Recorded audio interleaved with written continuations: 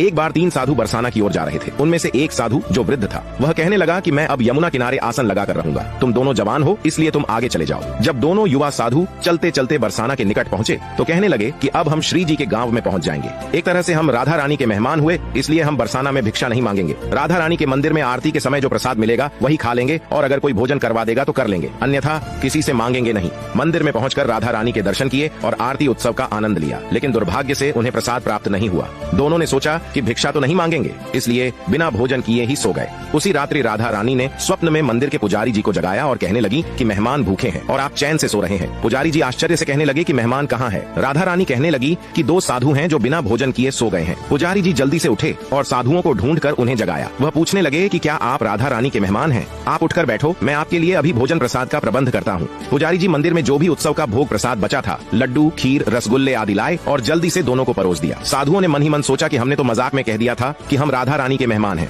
राधा रानी ने तो सचमुच हम पर कृपा कर दी। भरपेट भोजन कर दोनों साधु राधा रानी का ध्यान कर सो गए। तभी दोनों साधुओं को एक ही समय पर एक जैसा स्वप्न आया। दोनों के सपने में राधा रानी आई और पूछने लगी कि भोजन करके आपको तृप्ति हुई? साधुओं ने हाँ में हामी भर दी। राधा रानी मुस्कुराते हुए कहने लगी कि पुजारी जी ने तुम दोनों को भोजन तो करवा दिया, लेकिन पान के बीड़े का प्रसाद देना ही भूल गए। राधा रानी ने दोनों के सिरहाने पान का बीड़ा रख दिया। स्वप्न के बाद दोनों की आंख खुली तो सचमुच पान का बीड़ा अपने सिरहाने पाकर दोनों विस्मित थे। सच में बहुत करुणामयी हैं श्री राधा रानी।